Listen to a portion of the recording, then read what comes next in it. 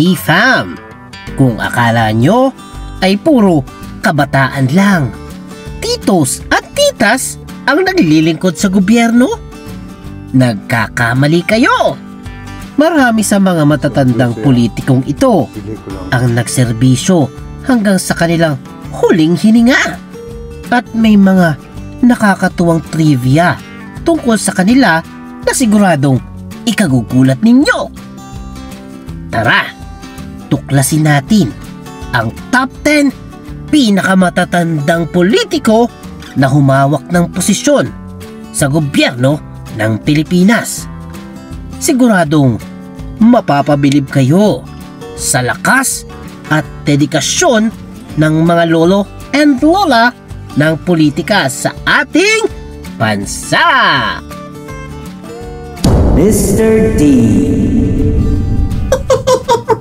At number 10, Sergio Pabling Osmeña.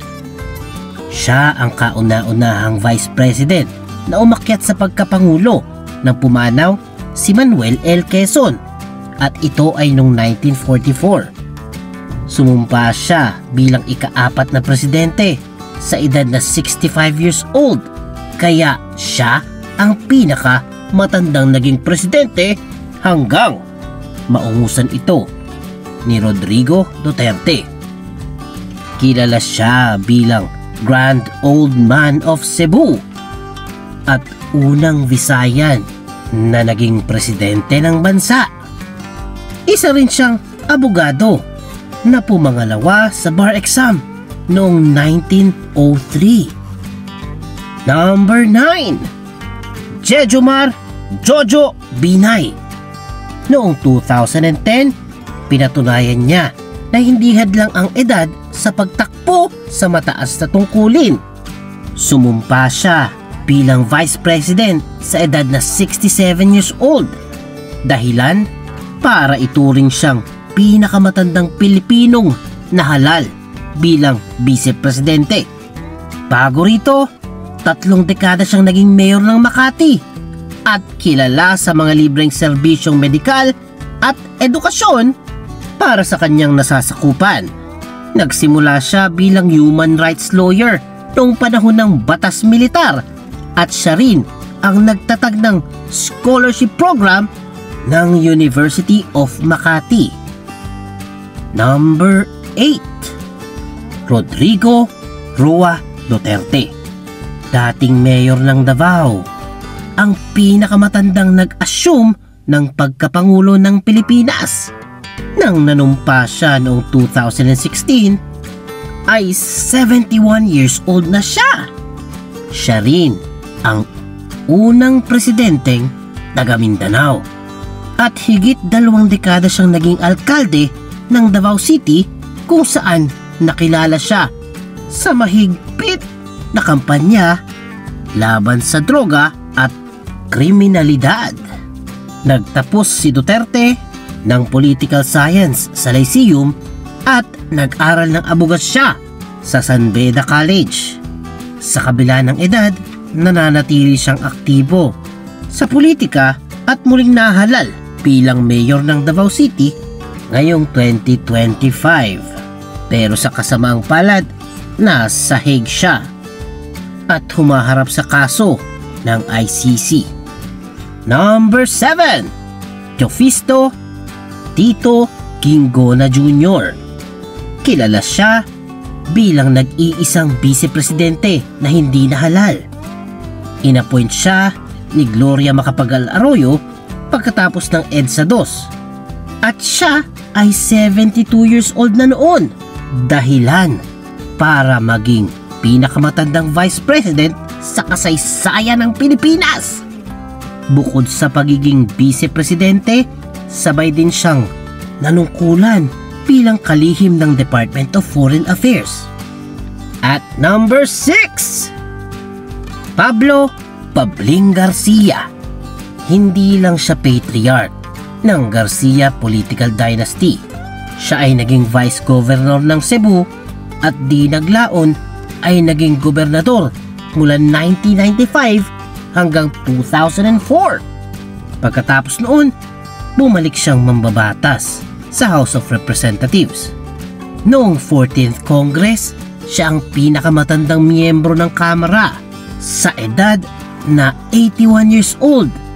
Abogado at profesor ng batas si Garcia. Ama rin siya ni Governor Gwendolyn Garcia at Deputy Speaker Pablo John Garcia. Number 5. Ubaldino Lacurum, mula sa maliit na bayan ng Nampikuan, Nueva Ecija. Si Judge Ubaldino Lacurum ang pinakamatandang alkalde sa kanilang lalawigan. Noong 2014, 81 years old na siya at tinaguri ang pinakamatandang lokal na punong bayan sa buong probinsya. Di naglaon ay nagbitiw siya sa pwesto dahil sa kalusugan. At number 4, Alfredo Dirty Harry Lim, ang dating alkalde ng Maynila na nagserbisyo sa lungsod sa loob ng 12 years. Umabot lang naman siya ng 84 years old nang huling maglingkod bilang mayor. Dating pulis si Lim at isa sa mga pinakapinarangalan ng Philippine National Police. Kilala siya sa pagpatayo ng mga ospital sa bawat distrito ng Maynila at sa pagtatag ng Universidad de Manila, libreng university para sa mahihirap. Number 3, Herminio Minyong Teves. Siya ay nagsimulang kongresista ng Negros Oriental noong 1969. Noong 1998, muling nahalal si Teves bilang kongresista at nagsilbi hanggang 2007 mula edad na 78 hanggang 87 years old. Grabe lolo! Pabless po! At number 2, Helena Z. Benitez, isa sa mga huwarang babaeng mambabatas ng bansa. Siya ang ikapitong babaeng nahalal sa Senado. Siya ay nanungkulan hanggang 1972 at pumanaw noong 2016 sa edad na 102 years old. Siya ang unang Filipina na naging chairperson ng United Nations Commission on the Status of Women at ang may akda ng Philippine Eagle Protection Act. And at number 1, drumroll please! Walang iba kundi ang dinosaur, Juan Ponce Enrile. Siya ngayon ay isa ng centenarian. Noong 2022, nanumpa siya bilang Chief Presidential Legal Counsel ni Pangulong Ferdinand Marcos Jr. At ito ay sa edad na 98 years old. Kaya siya ang pinakamatandang kasapi ng gabinete. Noong Pebrero 2024, nagdiwang siya ng kanyang 100th birthday bilang aktibong opisyal pa rin ng gobyerno. Nagtapos siya ng Bachelor of Laws sa UP at kumuha ng Master of Laws sa Harvard. Arkitekto ng martial law at people power. Kumalas kay Ferdinand Marcos at pinumunuan din ang EDSA Revolution noong 1986. Naging senador at kongresista sa loob ng 5 dekada at may akda ng Comprehensive Tax Reform Law na nag-exempt sa OFWs sa buwis.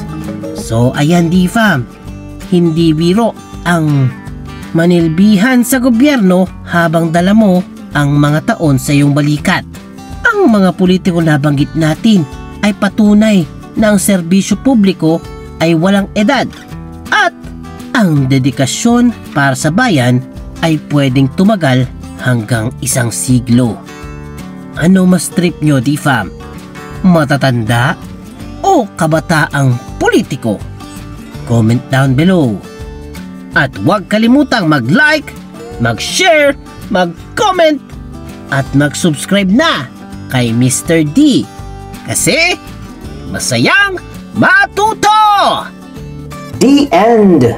Huwag kalimutang i-click ang subscribe button at bell icon ni Mr. D para masaya every day! See you, D-Fam!